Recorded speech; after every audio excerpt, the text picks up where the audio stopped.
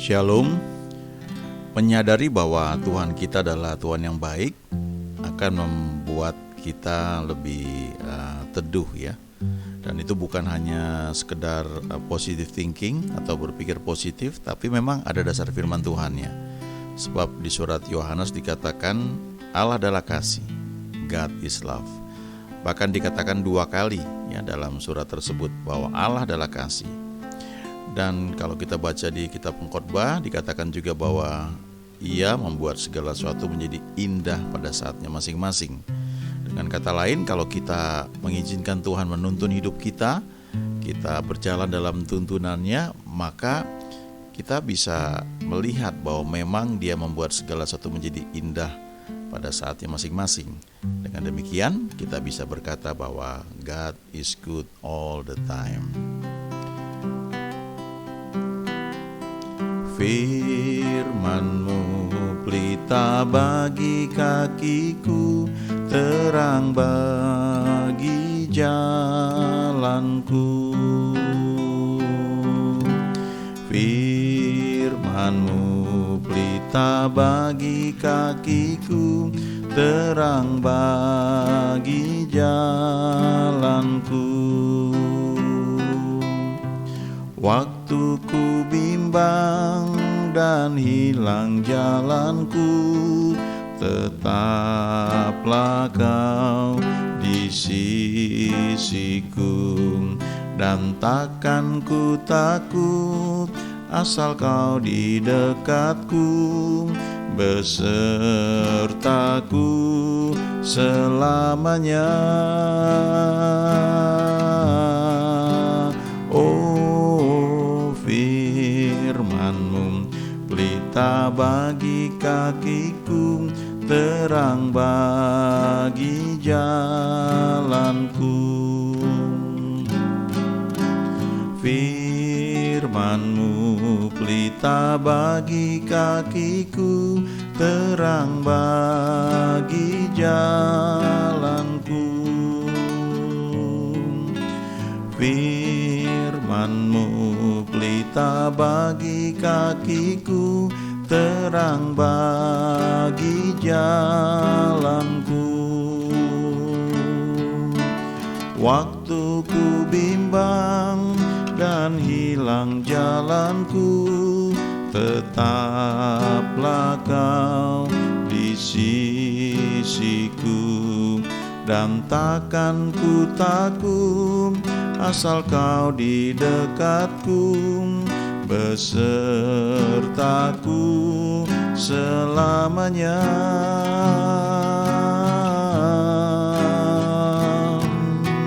Firman-Mu pelita bagi kakiku, terang bagi jalanku.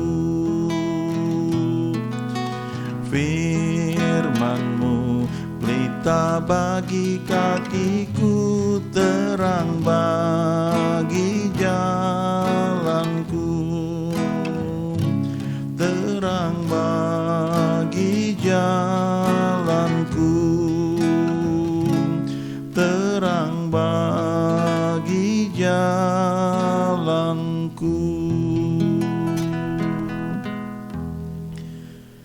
Ini lagu diambil dari Mazmur 119 ayat 105.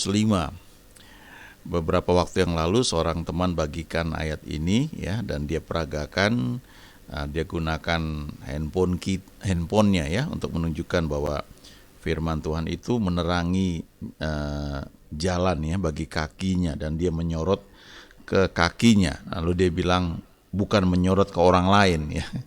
Jadi kita nggak pakai firman itu untuk menghakimi orang lain ya, tapi firman itu penuntun bagi kehidupan kita.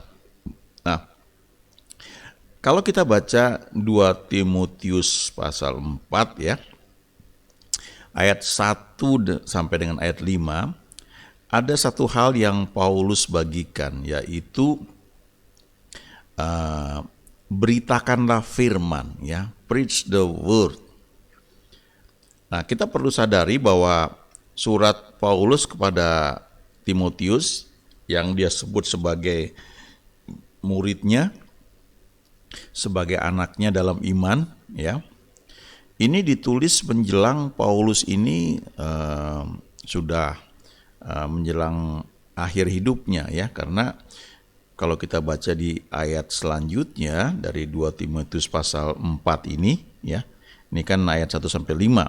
Tapi kalau kita baca di ayat 6-nya, ini ayat yang terkenal, ya. Dikatakan di situ, mengenai diriku, darahku sudah mulai dicurahkan sebagai persembahan dan saat kematianku sudah dekat. Lalu ayat 7, aku telah mengakhiri pertandingan yang baik, aku telah mencapai garis akhir dan aku telah memelihara iman. Ini ayat yang seringkali dikutip orang-orang yang sudah meninggal dalam Tuhan, ya. Tapi sebelum ayat itu, ayat 1 sampai dengan ayat 5, tentunya juga ayat-ayat lainnya, ini merupakan pesan-pesan yang penting yang Paulus sampaikan. Ya, dan ini merupakan intisari, ya. Coba kita bayangkan, ya, Paulus ini kan dia tidak sekedar penginjil, pengajar, ya, dia juga menjadi rasul, ya. Penginjil itu kan memberitakan Injil, ya. Pengajar itu membawa orang yang sudah terima Yesus menjadi dewasa karena dia mengajarkan. Lalu ada penggembalaan, menggembalakan itu orang-orang yang sudah dilayani, sudah terima Tuhan Yesus, dibimbing, ya. Tidak hanya diajar firman tapi juga digembalakan, ya. Ada perbedaan sedikit, ya. Kalau menggembalakan tuh ya memberi makan, ya memperhatikan, tapi kalau mengajar dia akan lebih detail, ya, menyampaikan instruksi-instruksi. Lalu Paulus ini juga tidak hanya penginjil, ya, dia menggembalakan, dia bangun gereja, dia juga seperti nabi, ya, karena dia tunjukkan di surat Korintus itu bahwa bagaimana karunia Roh Kudus bekerja. Dia ajarkan tentang karunia nabi, takluk pada nabi-nabi. Jadi artinya dia bergerak dalam office kenabian juga, ya. Tapi setelah itu dia disebut rasul. Rasul itu orang yang, ya, artinya kan sebenarnya orang yang diutus, ya. Dia pergi ke tempat, dia bangun pelayanan, dia pindah lagi ke tempat lain, dan seterusnya. Nah, lalu menjelang akhir hidupnya tentunya sudah banyak hal yang dia pelajari. Ya, dia sudah kenal Tuhan, ya, sangat dalam. Bahkan dia sudah pernah mengalami kematian sebelumnya. Dia angkat ke surga, kemudian dia bangkit lagi.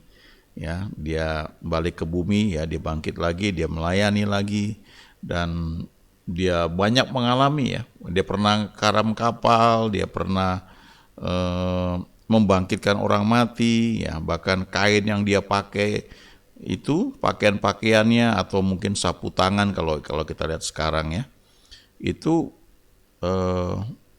ada urapannya, ya, sehingga ketika dibawa kepada orang sakit itu ditaruh sapu tangan yang Paulus pernah pakai, orang itu sembuh, ya. Ada setan-setannya keluar semua. Jadi ini orang yang sudah sangat dewasa sekali. Jadi ketika dia sudah sadar bahwa waktunya sudah hampir selesai, tentu dia sampaikan hal yang sangat penting, ya. Apalagi yang dia sampaikan ini bukan kepada jemaat umum, ya, bukan hanya kepada, kalau di satu gereja itu ada pengerja istilahnya, ya, atau pekerjanya, atau diakennya, ya. Tapi ini kepada muridnya, orang intinya. Jadi artinya hal-hal yang Paulus sampaikan di surat Timotius, apalagi surat yang kedua ini, hal-hal yang sangat penting, ya. Kita lihat dari ayat 1, ya. Dikatakan begini, di hadapan Allah dan Kristus Yesus yang akan menghakimi orang yang hidup dan yang mati, aku berpesan dengan sungguh-sungguh kepadamu demi penyataannya dan demi kerajaannya. Ya, apa yang dipesankan? Beritakanlah firman. Nah, ya, preach the word, ya. Baru dia teruskan lagi, siap sedialah baik atau tidak baik waktunya. Nyatakanlah apa yang salah, tegurlah dan nasihatilah dengan segala kesabaran dan pengajaran. Ya, tapi yang pertama-tama dia bilang beritakan firman. Ya, kalau kita pelayanan di gereja, kalau Bapak, Ibu atau teman sudah dapat kesempatan untuk melayani firman Tuhan di mimbar di gereja, ingat baik-baik, yang perlu kita sampaikan adalah firman. Ya, ketika kita menyampaikan kabar baik, kita menceritakan mengenai Yesus yang adalah satu-satunya jalan dan kebenaran dan hidup. Itu yang kita sampaikan. Selanjutnya kita sampaikan, kita beritakan firman. Apa yang tertulis di Alkitab. Tentunya dalam tuntunan Roh Kudus. Jangan apa yang kita sampaikan itu lebih didominasi oleh berita-berita yang kita dengar, kita baca, kita lihat di medsos. Ya. Berbagai hal, walaupun itu fakta ya, walaupun itu kejadian.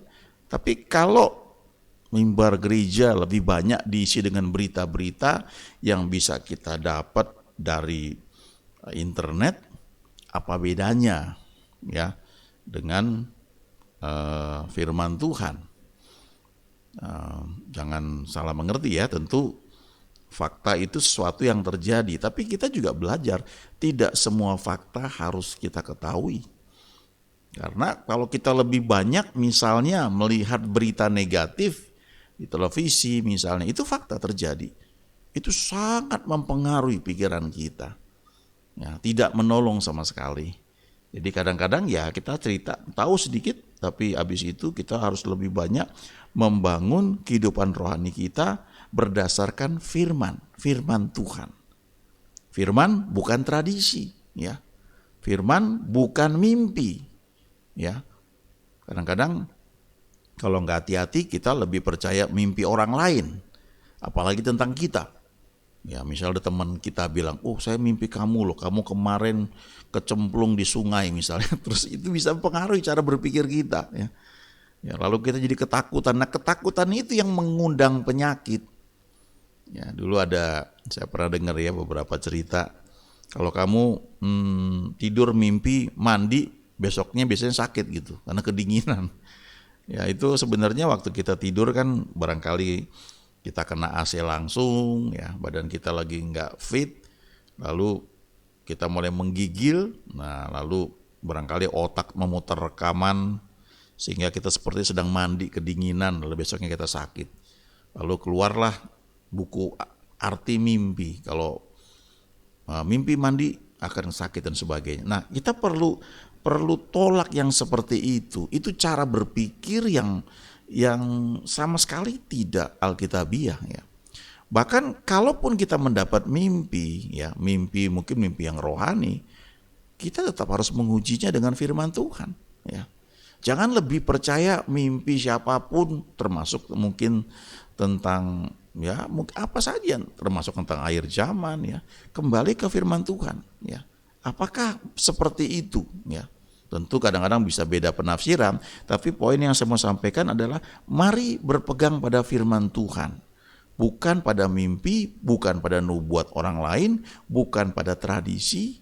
Bahkan kalau kita bicara soal misalnya kesembuhan, janji Tuhan, sekalipun misalnya dokter sudah mengatakan nggak ada harapan begitu ya, itu kan kata dokter.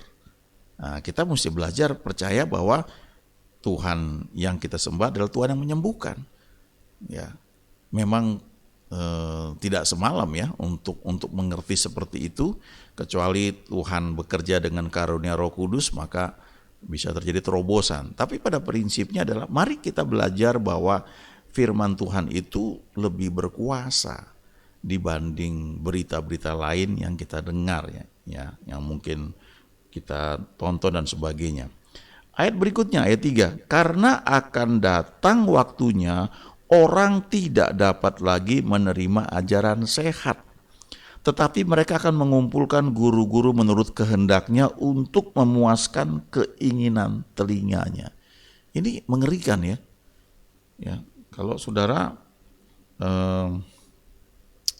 cukup powerful ya, dalam arti saudara itu punya sesuatu ya yang membuat saudara itu disegani, entah itu posisi atau karena kekayaan dan sebagainya. Sangat mungkin ya bagi orang seperti itu mengundang atau ingin dengar sesuatu yang menyenangkan telinganya. Lalu orang yang memang diminta itu karena saking respeknya, saking takutnya, ya dia akan sampaikan sesuatu seperti yang kita inginkan. Yang semata-mata tujuannya memuaskan keinginan telinga kita. Itu sebenarnya mengerikan sekali ya. Artinya di sini dikatakan tidak dapat lagi menerima ajaran sehat, tapi cenderung mengumpulkan guru-guru menurut kehendaknya sendiri untuk memuaskan keinginan telinganya. Lalu dikatakan mereka akan memalingkan telinganya dari kebenaran dan membukanya bagi dongeng. Wow, ya, mengerikan sekali kalau menurut saya ya. Kalau kita lihat begini ya, manusia itu kan kaya dengan imajinasi. Kalau kita lihat film aja lah di bioskop banyak sekali, dan memang kadang-kadang ya itu satu hiburan yang kita melihat ya, film tergantung untuk filmnya apa. Tapi coba lihat ya, ada film-film yang seperti Superman ya, dan itu yang nonton ternyata bukan hanya anak-anak, orang-orang dewasa. Kenapa? Karena memang bagi kita mungkin ya melihat teknologinya itu ya, membuat bagaimana orang itu bisa kelihatan terbang, atau Spider-Man ya, dengan teknologinya kan canggih sekali gitu ya, dia bisa melompat dari gunung ke gunung. Itu mungkin bagi sebagian orang ya, bukan jalan ceritanya yang menarik, tapi melihat teknologinya itu sangat luar biasa. Tapi coba perhatikan, Spider-Man, Superman itu kan mitos, itu kan dongeng. Tapi itu jualan yang sangat laku. Orang seneng lihat yang seperti itu. Ya, itu dongeng loh ya. Kemudian kita lihat lagi, kadang-kadang ada film-film yang soal-soal apa kuasa gelap lah yang ditonjolkan, dan itu laku. Ini sebenarnya mengerikan ya. Mereka memalingkan telinganya dari kebenaran dan membukanya bagi dongeng. Kalau kita pergi, saya ingat ya, saya waktu di New York itu ya, malam itu kita di satu bagian kota ramai sekali. Di situ ada macam-macam, ada orang berkostum Batman, Superman, Spider-Man, kemudian macam-macam. Lalu mereka itu menjajakan dirinya untuk foto bareng kita. Nah, kita mesti bayar. Ya, kita foto dengan Batman, dengan Superman. Itu kan mitos semua, itu dongeng, tapi itu laku. Ya. Di negara yang kelihatannya super power yang luar biasa itu, kayak begitu laku ya. Dan ada tokoh-tokoh misalnya kayak Mickey Mouse ya, Donald Duck ya. Lalu ada, kita tahu kan ada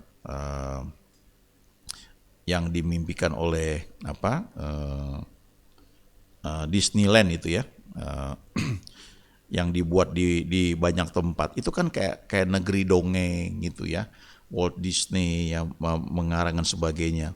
Nah itu dongeng tapi orang suka. Nah kalau untuk anak-anak oke lah mungkin ya, kita bisa ya namanya anak-anak mungkin, tapi yang kadang-kadang mungkin tanpa kita sadari itu mempengaruhi ya cara berpikir kita. Ayat berikutnya dikatakan sini, tetapi kuasailah dirimu dalam segala hal, sabarlah menderita. Kenapa dibilang seperti itu? Karena ketika Timotius melakukan pekerjaan memberitakan firman, ada banyak tantangan. Dia menghadapi banyak orang yang mungkin gak suka. Orang-orang lebih suka dengar dongeng, sesuatu yang enak buat telinganya. Ya, padahal itu tidak membangun iman sama sekali. Sabarlah menderita, lakukanlah pekerjaan pemberita Injil ya, atau gospel, kabar baik, dan tunaikanlah tugas pelayananmu. Gak lama lagi kita akan masuk bulan Desember ya. Di seluruh dunia kalau kita bilang bulan Desember itu identik dengan Natal. Dan ketika kita bicara mengenai Natal, maka yang muncul biasanya ya di sebagian besar orang barangkali itu adalah satu tokoh yang berbaju merah, kakek-kakek, lalu naik kereta, ditarik oleh rusa kutub, ya, dan orang itu ditemani oleh juga pembantunya dengan pakaian hitam, dan itu berbagai macam cerita seperti itu yang tidak lain adalah dongeng, ya. Namanya bisa beda-beda. Di buat kita mungkin Santa Claus, di tempat lain Sinterklas, di Belanda Sinterklas, dan Zwarte Piet, ya, pembantunya yang pakaian hitam, yang menurut dongeng itu anak-anak yang nakal itu akan ditangkap, dimasukin di karung, ya. Itu dongeng, ya. Walaupun menurut cerita, kalau kita baca di internet, ya, di Google, entah tahun berapa, kalau nggak salah lupa lah tahun berapa ya, bisa dicek sendiri ya. Tapi cerita mengenai Natal itu pun baru ada kalau nggak salah tahun 300 dan sebagainya ya. Tapi setelah itu ada tokoh yang kalau Santa itu kan orang-orang kudus istilahnya, ya, tokoh agama yang baik, dan dia dikenal setiap Natal itu atau setiap waktu tertentu dia suka bagi-bagi hadiah, sangat murah hati. Lalu akhirnya muncul tokoh itu. Ya, ada salah satu tulisan juga di internet yang menceritakan bahwa itu akhirnya dibuat sebagai satu simbol untuk membuat orang itu senang dan menjadi barang dagangan, ya. Dan itu laris, dan setiap akhir tahun pasti kita akan lihat namanya ornamen Natal tuh banyak sekali. Dan selalu pasti berhubungan dengan Santa Claus, ya. Padahal kita tahu, ya, yang Kristen tahu bahwa Natal itu adalah satu waktu untuk memperingati hari kelahiran Kristus ketika dia datang ke dunia. Walaupun waktunya nggak tahu kapan, itu terjadi perdebatan. Apakah betul bulan Desember? Ada yang bilang bulan Juni, ya.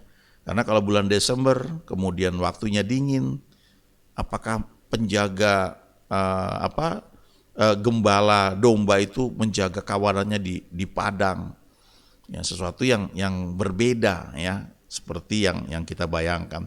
Tapi itu sudah menguasai pikiran kita, ya. Padahal memang kalau kita baca Alkitab, ya, Perjanjian Lama, Perjanjian Baru. Di Perjanjian Lama itu awalnya kan sebenarnya dari Abraham, ya. Abraham punya anak Ishak, kemudian Ishak punya anak Yakub. Yakub itu punya anak 12 laki-laki plus 1 perempuan. Yang 12 laki-laki itu menjadi 12 suku Israel, ya. Dari situlah kemudian berkembang, dulu mereka dikenal sebagai punya agama Yahudi, orang-orang Yahudi. Lalu dari situ lahir Yesus, datang ke dunia. Datang ke dunia, dia lahir sebagai manusia, dia bertumbuh, dan pada usia 30-an tahun dia mulai melayani, dan dia berkata, akulah jalan dan kebenaran dan hidup. Lalu habis itu dia persembahkan hidupnya, dia mendamaikan manusia dengan Tuhan, ya, dengan Allah Bapa. Tentunya ketika kita terima dia sebagai Tuhan dan Juru Selamat, kita menjadi anak-anak Allah, kita menjadi orang-orang yang mewarisi apa yang Tuhan janjikan bagi setiap orang percaya. Nah, di Perjanjian Lama sendiri ada hari-hari raya orang Yahudi, ya, yang diperingati setiap waktu tertentu, termasuk ada hari Paskah, ada hari Pentakosta, ada macam-macam, ya. Saya sendiri nggak gitu hafal, tapi yang jelas kita rayakan selalu setiap tahun, salah satunya adalah Paskah. Tapi hari Natal tidak ada. Tapi toh walaupun itu di Alkitab tidak ada, saya kira seluruh dunia tetap merayakan Natal sebagai suatu momen untuk mengingat kelahiran Yesus datang ke dunia. Dan tidak ada hubungannya dengan Santa Claus. Dan Santa Claus itu jadi berkembang satu dongeng. Kalau kita lihat sekarang udah agak beda, ya. Tapi zaman dulu tuh beberapa tahun yang lalu, yang namanya ucapan Natal, kartu Natal, ya. Jadi yang dicetak itu paling seringnya gambar Santa Claus, kemudian gambar dia naik kereta kutub ya, karena itu salju ya. Jadi dia naik kereta ditarik sama rusa kutub ya.